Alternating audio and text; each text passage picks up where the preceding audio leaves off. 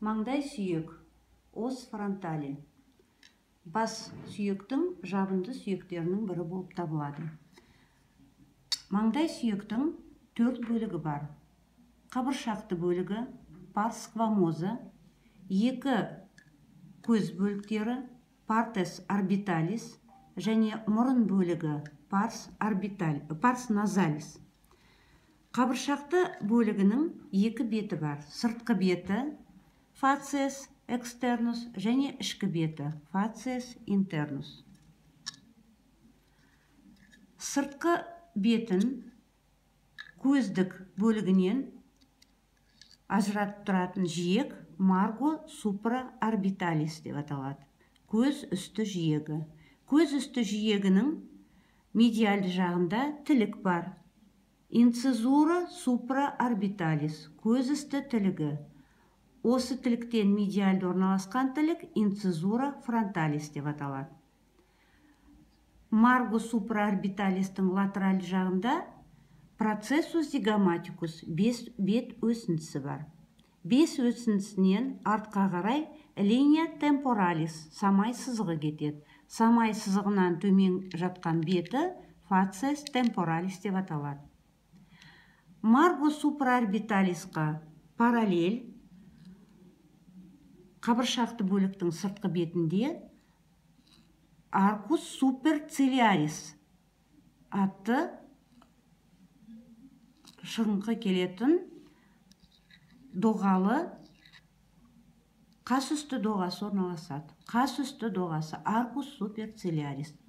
2 қас үсті доғаның арасында кеңсірік үсті алаң, глабелла орналасады. Қас үсті доғасынан жоғары тубер максиль атты төмпектер орналасқан, маңдай төмпектері. Бұл төмпектер тек қана адамға ғана тән. Қабыршақты бөліктің ішкі бетінде саусақ іздері орналасады, батыңқылары, импрессионес дигитаты.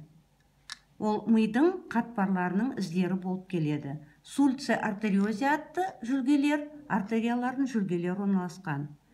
Орталық сызықтың бойымен sulcus sinus sagittalis superior атты жоғарғы сагитальды қойнаудың жүлгесі орналасады. Бұл мидың қатты қабығының веналық қойнауының ізі. Одан төмен криста фронталис орналасады. Криста фронталис форамен цекуммен аяқталады. Тұтас бас сүйекте. Форамен цекум. Мынау sulcus sinus sagittalis superiorдың бойында фавиола гранулярис атты шұқыршақтар орналасқан. Ол өрмекші немесе торлы қабықтың өсінділерінің бекейтін шұқыршақтары болып табылады. Көздік бөлігіне келетін болсақ, көздік бөлігінің латеральды жағында процесс зигоматикустың астында фосса гландуля лакрималис, көз жас безінің шұңқыры орналасады. Медиальды жағында кішкентай шұңқыр бар, шұқыршақ бар, фове трохлеарис деп аталады. Фове трохлеарис, және оның жанында спина трохлеарис деген кішкентай қылқан орналасқан. Мұрындық бөлігіне келетін болсақ, мұрындық бөлігі ол таға тәрізді орналасқан, таға тәрізді, себебі ортасында тілік бар. Инцизура этмоидалис. Инцизура этмоидалисқа келіп, торлы сүйектің шұрықты табақшасы келіп орналасады. Егерде торлы сүйекті алатын болсақ, торлы сүйектің лямина горизонталис немесе лямина криброза деген табақшасы бар.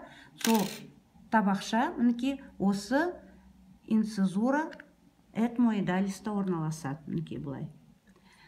Ал енді парс назалисқа көңіл аударсаңыздар, бұл жерде табақша шұқыршақ тәрізді орналасқан. Себебі парс назалис маңдай сүйектің, торлы сүйектің лабиринтін жоғары жағынан жабады. Лабиринт, торлы сүйектің лабиринті, ол ауалы ұяшықтардан тұрады. үш топ ұяшық: алдыңғы, ортаңғы, артқы. Ол ұяшықтар жан жағынан ашық, алдынан, жоғары жағынан, артқы жағынан, төменгі жағынан және бас қаңқасының ортасына орналасқан кезде сүйектермен жабылады. Сөйтіп, лабиринттің жоғарғы бөлігін мінекей осылай парс назалис жауып тұрады. Ал лямина криброза инцизура этмоидалиста орналасады. Маңдай сүйек ол тұтас бас сүйектің алдыңғы бөлігінде орналасады. Ол, қарап отырсаңыздар, жоғары жағында төбе сүйекпен байланысады. Латеральды жақта самай сүйекпен байланысады. Мына процесс зигоматикус бет сүйекпен байланысады. Алдыңғы бөлігінде жоғарғы жақ сүйектің маңдай өсінісімен, мұрын сүйектермен байланысады. Артқы жағында сына тәрізді сүйектің кіші қанаттарымен байланысады. Және айтып кеткен торлы сүйек ол дәл ортасында инцизура этмоидалиста орналасады.